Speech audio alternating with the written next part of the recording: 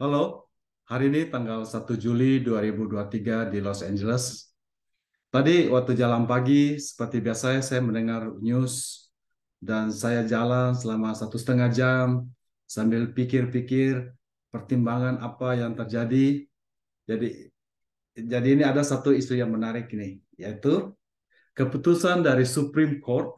Ya, Supreme Court itu kalau di Indonesia namanya Mahkamah Agung. Jadi kita itu adalah federal punya punya apa keputusan paling terakhir paling tinggi lah gitu. Nah katanya ada tiga keputusan Supreme Court ini seakan-akan against, jadi melawan daripada Presiden Biden. Jadi Presiden Biden punya rancangan terus di counter oleh Supreme Court, ada tiga hal yang digagalkan. Yang pertama adalah tentu masalah aborsi. Yang kedua itu adalah merupakan a case. Jadi ada pasangan pengantin gay yang mau membuat kue dengan Dengan patungnya yang tentu di atasnya, dan katanya toko kuenya tidak setuju, menolak. Nah, itu disu gitu loh. Siapa yang menang nih gitu ya. Terus yang ketiga ini adalah masalah penghapusan utang bagi pelajar yang di Amerika. Hmm. Jadi bagaimana pendapat saya? Ya, ini pendapat saya pribadi, bukan mewakili siapa-siapa, bukan mewakili gereja, bukan mewakili BKS yang saat ini saya ada di situ di pengurusannya, bukan mewakili siapa-siapa. Hanya pendapat saya pribadi sebagai orang awam yang asal Indonesia, tinggal di Amerika, melihat semuanya dan menurut pikiran dan pendapat saya. Dan seperti yang kalian tahu, inilah pendapat saya. Menurut saya, ya, segala sesuatunya itu seperti semua masalah itu sebenarnya seperti koin, bisa di sini, bisa di sini, bisa di kepala, bisa di ekor. Artinya bahwa kadang-kadang kita tidak usah terlalu ekstrim, tidak usah terlalu serius. Segala sesuatunya itu bukan masalah hitam putih. Mau dibetulin, dibaikin juga bisa. Mau dibikin negatif juga bisa. Ya. Jadi itulah dua-duanya yang kalian harus tahu itu yang dipakai. Misalnya kalau Demokrat akan dia pakai yang menguntungkan point of view mereka. Atau Republikan dia juga akan memakai hal yang menguntungkan point of view mereka. Ya. Menurut saya, segala sesuatunya jangan terlalu ekstrim. Jangan ekstrim kanan, jangan juga ekstrim kiri. Tengah-tengah aja gitu loh. Baik di aborsi, baik di Supreme Court punya ini, misalnya ini ya. Apakah pendapat saya tentang Supreme Court mengenai masalah penghapusan utang daripada anak-anak apa uh, pelajar ini? Jadi ceritanya begini. Kalau di Indonesia kan kita kan biasanya kalau kita ke universitas, orang tuanya jual sawah ya. Biasanya sih kalau orang Tionghoa, orang tuanya biasanya supporting anaknya ya, bayarin college-nya gitu ya. Di Amerika tidak umum.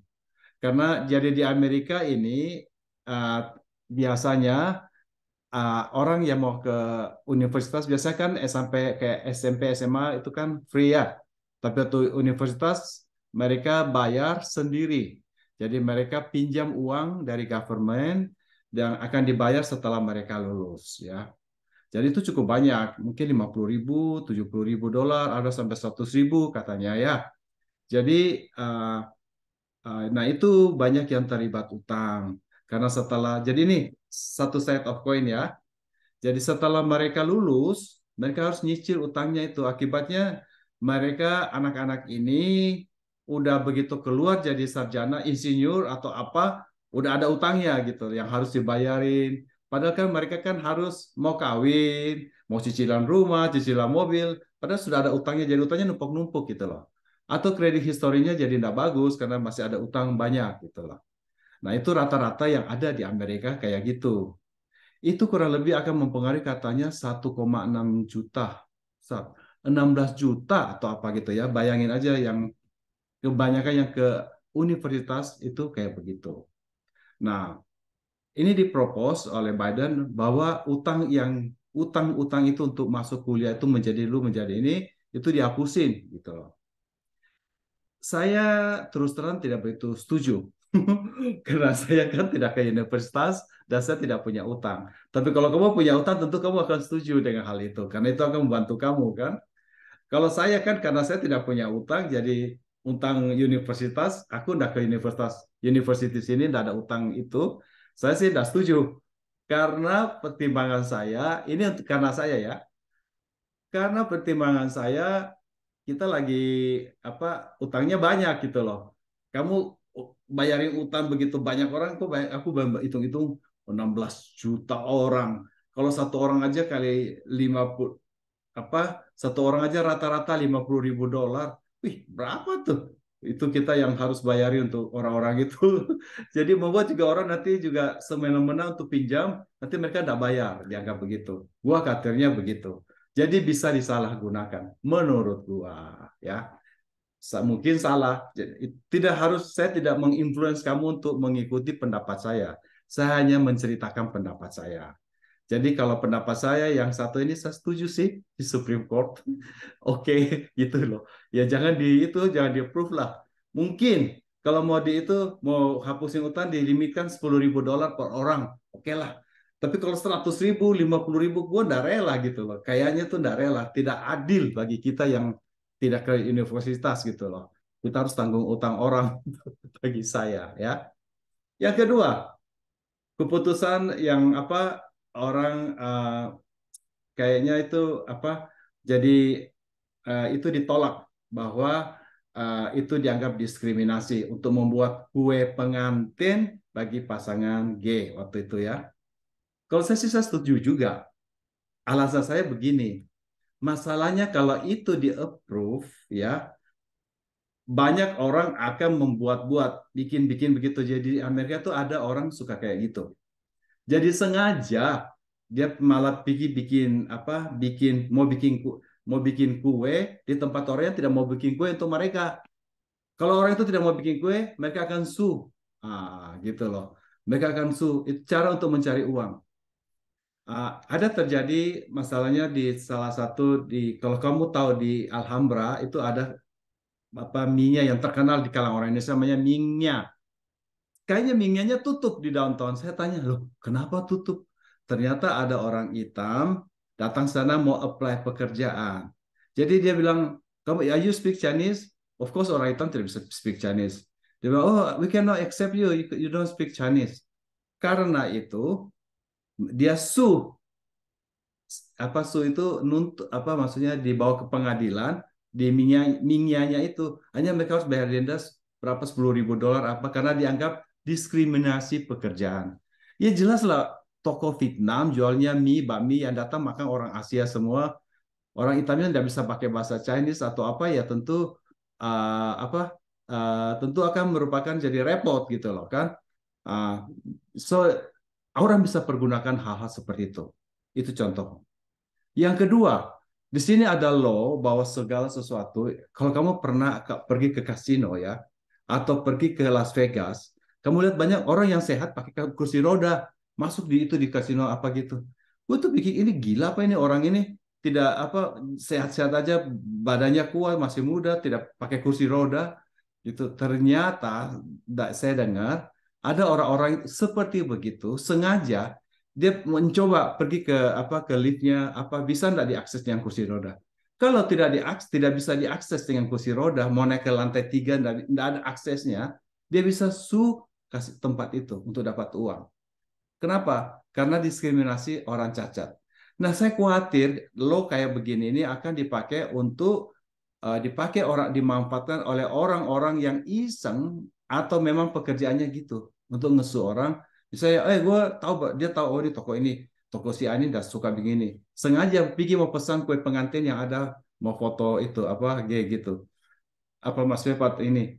Nah, kalau tidak di ini dia akan suhu itu gitu untuk dapat uang. Nah, itu untuk mencegah hal itu, ya saya setuju kalau hal seperti itu.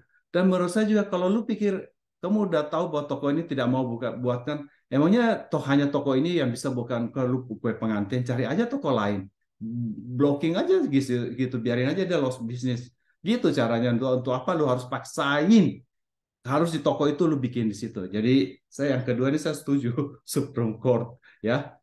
Yang ketiga mengenai aborsi. Nah, ini saya akan bahas satu ini topik, tapi Pak basic kalau basic basic saya, basically kalau saya sendiri tidak apa, of course saya tidak pernah aborsi.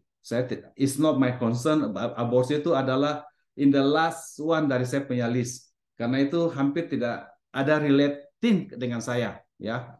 Uh, tapi menurut saya itu adalah hak daripada semua orang gitu loh. Ya, saya bukan mendukung aborsi, tapi menurut saya kalau sampai dibuat dibatasin sampai hanya boleh aborsi 1 bulan atau apa gitu, kan pas orang belum tahu itu dia hamil atau tidak itu kan biasanya tahu sekitar 2 bulan ya kayaknya ya, atau something like that. Ya akhirnya sampai orang apa jiwanya terancam atau apa, ya menurut saya di tengah-tengah lah, allow aja sampai mungkin 4 bulan ke atas gitu baru tidak boleh gitu loh, something like that. Jadi menurut saya jangan ekstrim gitu, karena kita kan, saya saya tahu bahwa abis ini nanti saya dicaci maki lagi, Pak Buce apa pendukung aborsi. Bukan. Menurut saya itu jalan tengah aja. Jangan terlalu ekstrim gitu loh. Kita kan udah tahu kamu akan situasi satu hal apapun. Ya, aku bilangin ya, kau punya anak-anak di Amerika nih ya. Kamu udah tahu nanti anak lu hamil. Kalau anak lu hamil tiba-tiba lu bingung. Misalnya ya, lu kan sekarang lagi katanya mungkin mendukung tidak boleh aborsi, oke. Sebagai orang Kristen tidak boleh aborsi, apapun alasannya Pak Bus ya, oke. Tapi ketika anak kamu misalnya sampai hamil, diperkosa, kamu mungkin akan bicaranya lain. Jadi itu adalah keputusan masing-masing orang. Bukan saya menjudge, bukan ini apa, masing-masing orang beda-beda gitu ya. Kalau menurut saya sih jangan terlalu ekstrim lah, tengah-tengah aja gitu. Itu menurut pendapat saya. So 3 yang diputuskan oleh Supreme Court, dua saya tidak apa, dua saya setuju gitu ya. Jadi yang satu ini hmm, masih tengah-tengah saya ya, iya dan tidak gitu. Terima kasih.